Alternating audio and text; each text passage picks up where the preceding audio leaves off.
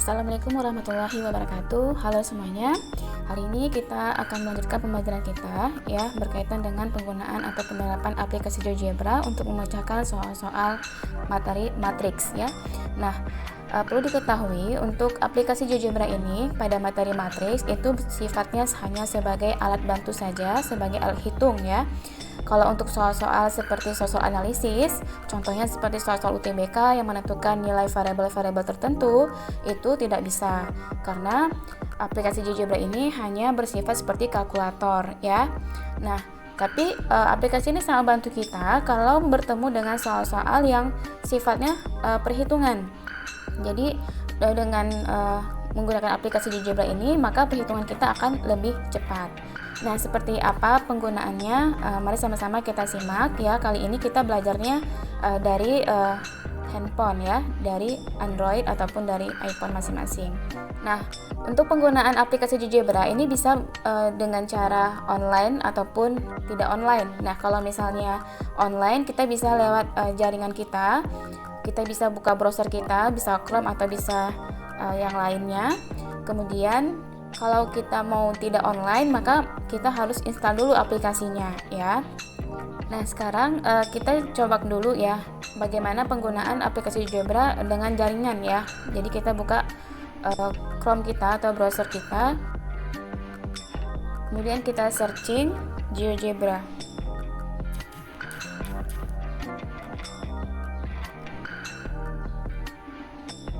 Nah, kita pilih GeoGebra Classic ya di Google ya. Nah, jadi maka otomatis muncul seperti ini. Jadi mau menggunakan aplikasi GeoGebra lewat browser ataupun aplikasi, tampilannya akan sama seperti ini. Cuma tuh bedanya kalau misalnya lewat jaringan tentu kita akan menggunakan kuota ya. Sedangkan aplikasi GeoGebra yang sudah diinstal di HP tidak perlu pakai kuota, itu sudah bisa kita akses. Nah, sekarang untuk pemanfaatan aplikasi GeoGebra pada materi matriks ini ada dua metode ya. Metode yang pertama, kita bisa menggunakan spreadsheet. Tampilannya seperti Microsoft Excel seperti itu. Jadi caranya kita klik yang ini, yang gambar lingkaran segitiga biru ini, lalu kita pilih titik 3, kemudian kita pilih tampilan spreadsheet. Nah, otomatis akan muncul seperti Microsoft Excel ya. Kita geser. Nah, yang untuk grafik ini bisa kita close dengan cara tutup ya. Nah, jadi tinggal bagian aljabarnya saja dengan yang spreadsheetnya. Jadi kita geser ya, kita geser. Nah, misalnya kita mau buat matriks ordo 3x3. Jadi kita input aja elemen-elemennya. Misalnya baris pertama itu 1, 2, 3. Terus baris keduanya 4, 5, 6. Baris ketiganya 7, 8, 9. Lalu kita blok A1 sampai dengan C3, lalu kita tahan sampai muncul.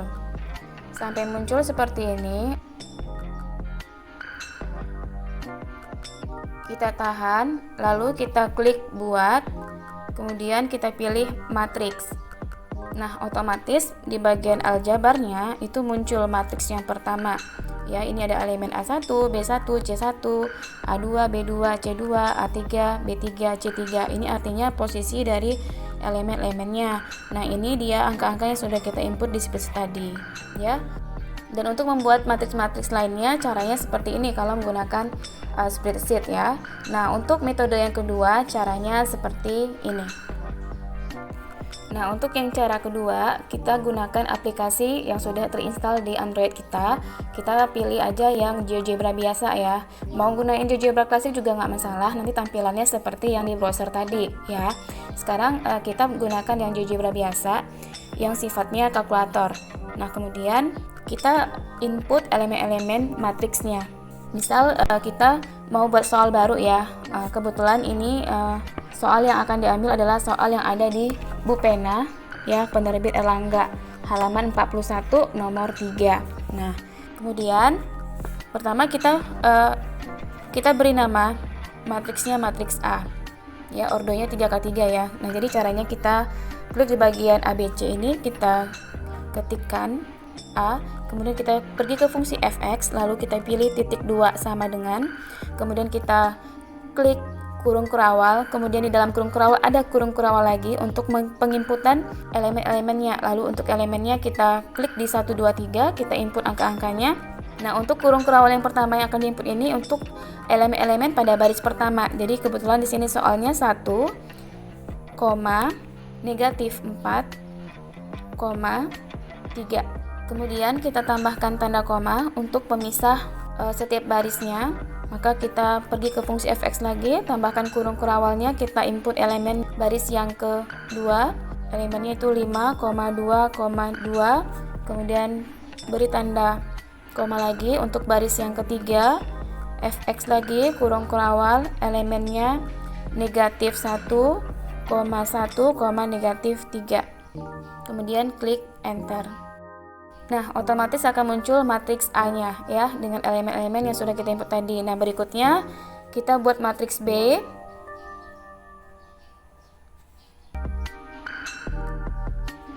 B titik 2 sama dengan kurung kurawal lagi, kemudian kita input elemen baris pertamanya 2,1, negatif 1, kemudian pisahkan tanda koma, kemudian fungsi fx lagi, kemudian kurung kurawal, kemudian elemennya pada baris kedua 4,0,3, kemudian tanda koma lagi, fungsi fx kurung kurawal lagi, kita input elemen pada baris ketiga 1,1, negatif 2, enter. Nah, kemudian kita buat matriks yang terakhir yaitu matriks C, karena di soal ini ada 3 buah matriks C, kemudian titik sama dengan kurung kurawal lagi, kita input elemen baris pertamanya, kita kurung kurawal dulu, kemudian input elemennya 2, negatif 2,3, kemudian pisahkan tanda koma, untuk baris keduanya kurung kurawal lagi 0,3,2, kemudian tanda koma lagi, kurung kurawal lagi untuk baris ketiga 1, negatif 1, negatif 4, kemudian kita enter. Sudah muncul semua 3 buah matriks. Maka sekarang pertanyaannya, tentukan jumlah A ditambah B dan selisih B dan C. Berarti A ditambah B dan B dikurang C. Jadi gampang, tinggal kita ketikkan aja.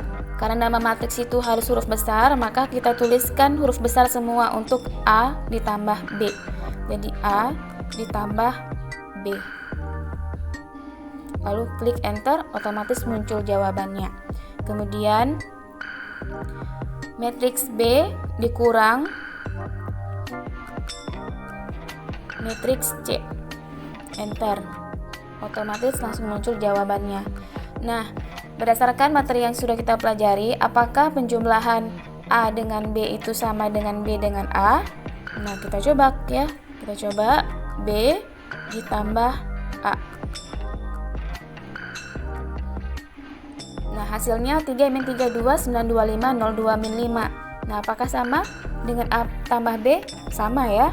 Nah, sekarang pertanyaannya B kurang C. Apakah sama dengan C kurang B? Tentu tidak ya. Nah, kalau misalnya kurang percaya, kita coba aja C dikurang B. C dikurang B, enter. Nah, ini jawabannya 0-34 baris pertamanya. Nah, untuk yang B kurang C 0,3-4, beda ya posisinya. Kalau ini negatifnya di 3 ya, kalau yang ini negatifnya di bagian 4 gitu. Nah, untuk soal yang selanjutnya, buktikan bahwa A plus B dikurang C sama dengan A plus B dikurang C.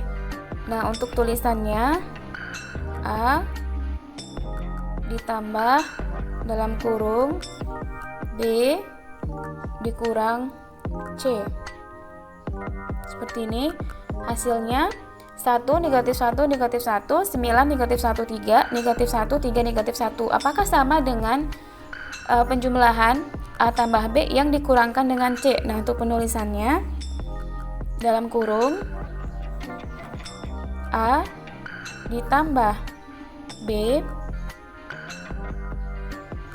kemudian dikurang C. Nah, hasilnya, ternyata hasilnya sama ya. Nah, perhatikan. Jadi terbuktilah bahwa untuk A ditambah B dikurang C, yang kurungnya itu ada di B kurang C, kemudian A tambah B dikurang C dengan tanda kurungnya di A plus B itu hasilnya sama ya. Oke, next untuk soal selanjutnya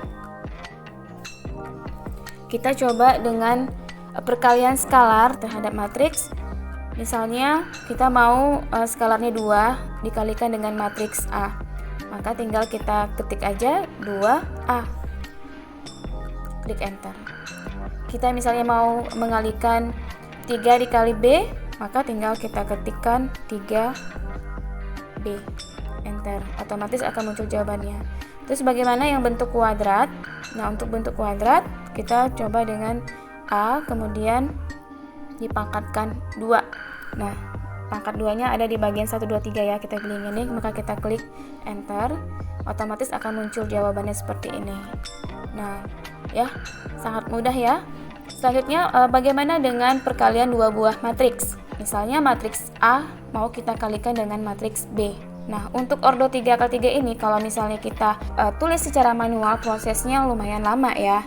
Nah, dengan aplikasi GeoGebra ini akan sangat memudahkan kita dan perhitungannya akan lebih cepat. Nah, kita buat ya, matriks A dikali matriks B,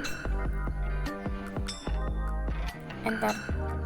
Jadi kalau perkalian ini bisa pakai tanda kali yang ada di bagian penginputan aljabarnya. Kalau misalnya kita menggunakan aplikasi GeoGebra mode laptop atau PC, itu kita harus ganti tanda kalinya dengan tanda bintang ya. Nah, sekarang kita membuktikan nih sesuai dengan sifat perkalian dua buah matriks ya yang sudah kita pelajari sebelumnya. Apakah perkalian A kali B itu hasilnya akan sama dengan perkalian B dengan A? Nah, sama atau tidak? Nah, sekarang kita buktikan ya. Sekarang kita cari B kali A. Enter. Nah, ternyata hasilnya berbeda. Jadi sudah kita temukan sifat yang satu lagi, kalau dua buah matriks dikalikan, kalau A kali B itu hasilnya tidak sama dengan B kali A. Jelas ya? Nah, selanjutnya kita bisa menentukan transpos matriks. Nah, caranya misalnya kita mau cari transpos matriks yang A. Kita ingat ya, di sini untuk yang matriks A itu baris pertamanya elemennya 1, negatif 4, 3, baris keduanya 5, 2, 2, baris ketiganya negatif 1, 1, negatif 3. Nah, berarti nanti kedua baris pertamanya itu akan menjadi kolom pertama, baris kedua akan menjadi kolom kedua, baris ketiga akan menjadi kolom ketiga. Nah, sekarang kita buktikan. Nah, untuk penentuan transpose kita ketik aja transpose. Ya, transpose. Lalu kita buka kurung, ketikkan nama matriksnya apa. Nah, karena kita mau cari transpose A, maka transpose A. Klik enter. Nah, ini dia. Betul ya? Jadinya yang baris pertama tadi 1, negatif 4, 3 itu jadi kolom pertama. 5, 2, 2 tadi ini baris kedua pada matriks A, dia akan menjadi kolom kedua pada transpos A. Begitu juga dengan baris ketiga pada matriks A menjadi kolom ketiga pada transpos A. Selanjutnya, bagaimana cara kita menentukan determinan matriks? Nah, caranya gampang, kita ketik aja determinan. Nah, determinan, lalu kita buka kurung, tuliskan nama matriksnya. Kali ini kita pilih yang matriks B, maka determinan B otomatis akan muncul 1. Nah, sangat membantu sekali bukan? Kan soalnya ini ordo 3x3. Nah, kalau secara manual ini lumayan ya, memakan waktu sedikit, tapi dengan kalkulator GeoGebra ini langsung simpel ketemu jawabannya. Nah, jadi akan sangat memudahkan kita dalam penyelesaian soal-soal ya, akan membuat kita lebih yakin lah gitu ya, yakin dengan jawaban yang sudah kita cari secara manual gitu. Terus bagaimana sih cara penentuan inverse untuk matriks? Nah, aplikasi GeoGebra ini sangat bantu kita ketika kita menentukan inverse yang ordonya itu 3x3, karena kalau secara manual itu caranya lumayan panjang karena kita harus cari kofaktornya, cari minornya dulu, kita cari determinan dari setiap kofaktornya masing-masing ya kan, lumayan panjang gitu caranya ya. Selain kita juga harus mencari determinan order 3 kali 3-nya. Karena inverse itu rumusnya apa? 1 per determinan suatu matriks dikalikan dengan adjoint suatu matriks tersebut, gitu ya.